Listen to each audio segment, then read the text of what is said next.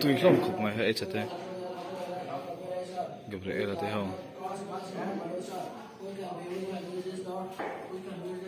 Roa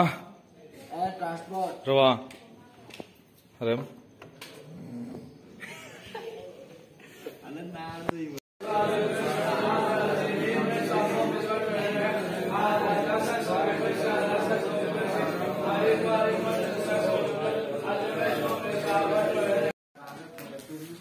buồn bốc ai buồn là sao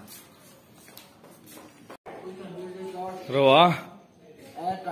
Roa Harem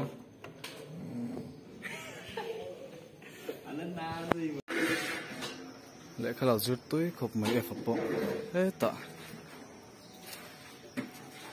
em phà hey tiếng nghe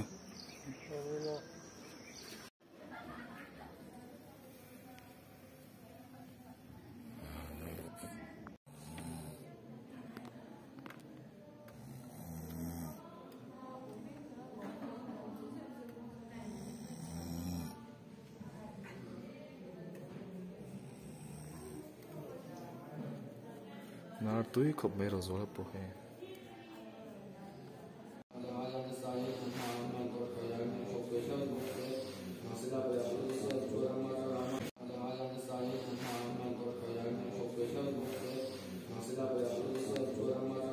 long te po mutlu hai thau chia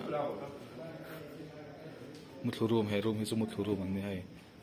then hi chu le khazer ai mut du ten ne mut thlang zok te then hi chu thil ai mut thlang ten ne aro kru time ti le nge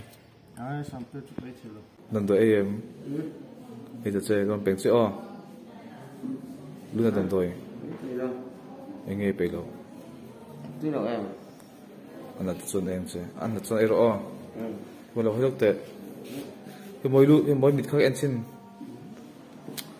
ko moi mit kha sen vek ka sia hey phải biết khởi thằng nào ai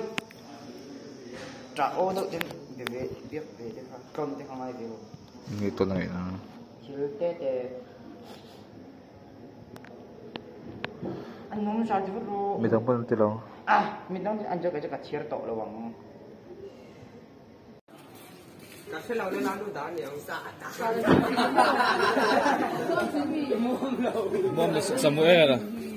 đi ska cái tá đi lâu